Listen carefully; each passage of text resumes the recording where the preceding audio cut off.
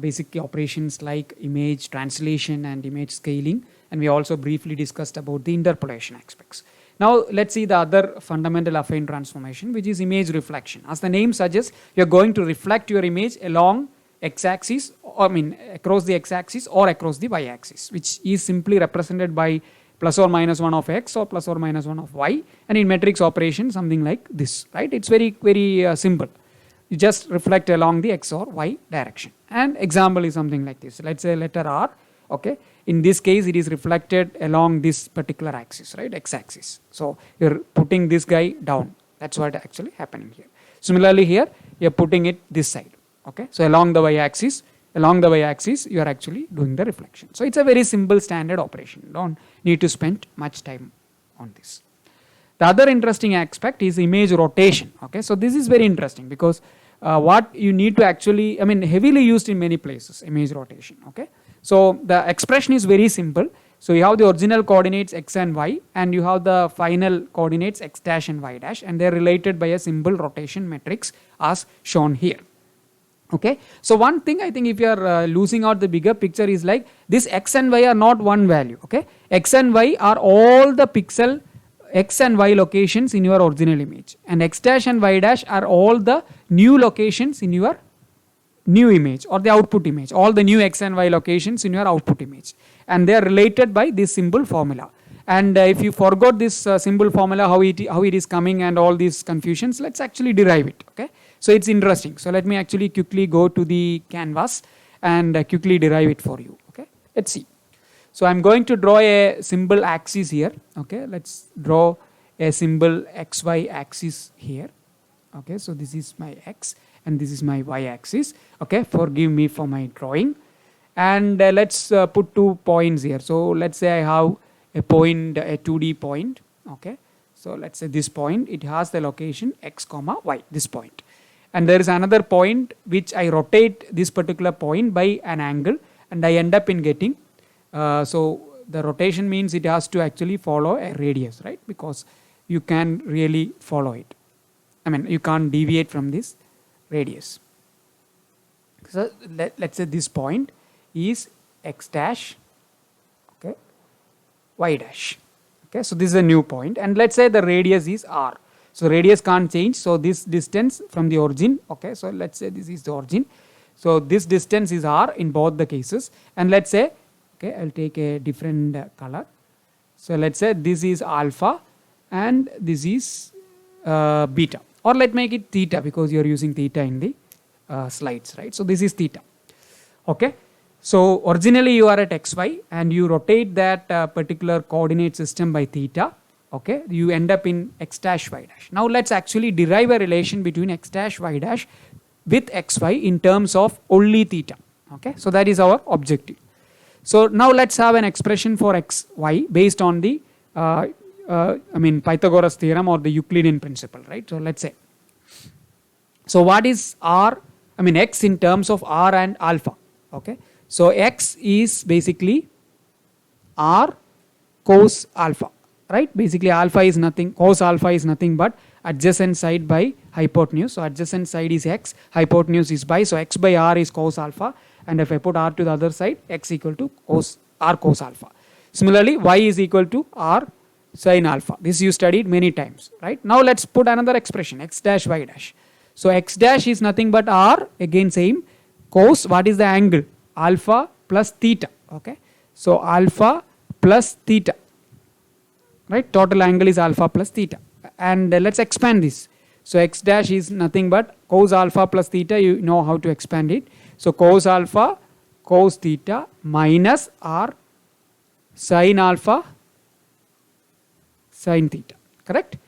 And we already know what is r cos alpha and r sin alpha. R cos alpha is nothing but x, so this becomes x cos theta, and r sin alpha is nothing but y, so y sin theta. So nice compact representation of x dash. Similarly, let's put for y dash, and y dash is basically r again instead of sin theta, alpha plus theta, right? So sin alpha plus theta here, so it will get expanded to sin alpha cos theta plus r cos alpha sin theta, Okay, nice representation. Again, r sin alpha, r cos alpha I know.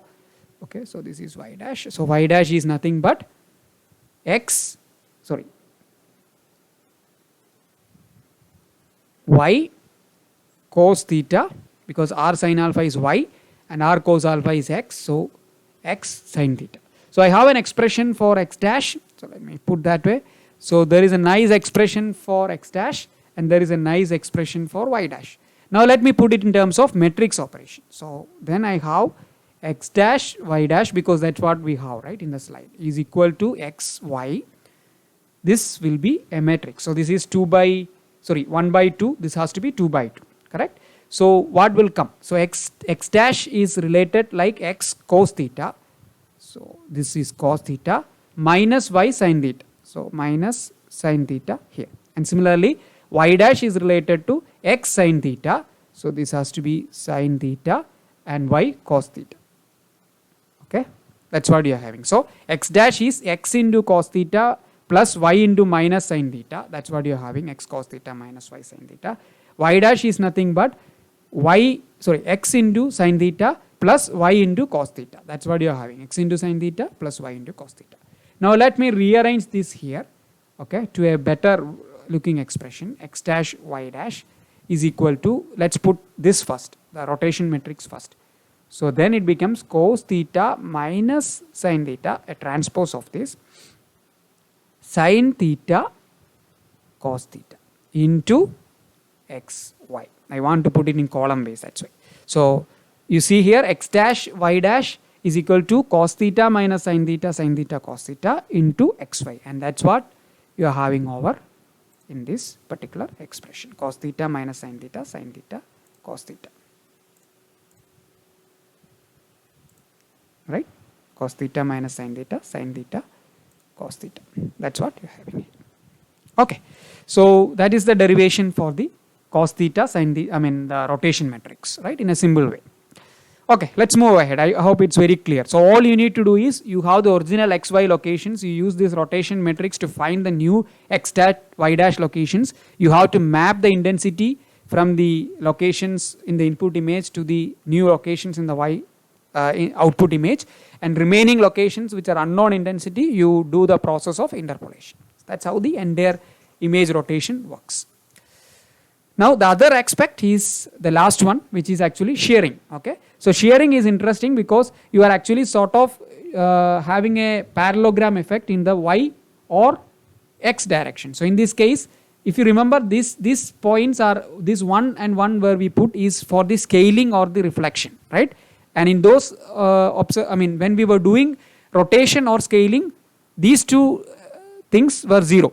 Always remember that. But when we do the shearing, this will be 1, and based on the x shearing or y shearing, you will put the values over in these two locations. So for example, here x shearing, which is as shown here, you put a lambda value. So lambda is the amount of shearing that you're going to do. And when you are doing y shearing, you put lambda here, and then you can see what is y shearing. It's around the shearing is in the y axis or in the y direction. Okay, so that is the meaning of it. So we will take up in the hands-on part in detail when we discuss about it, all of this, right? Okay, so let's move on.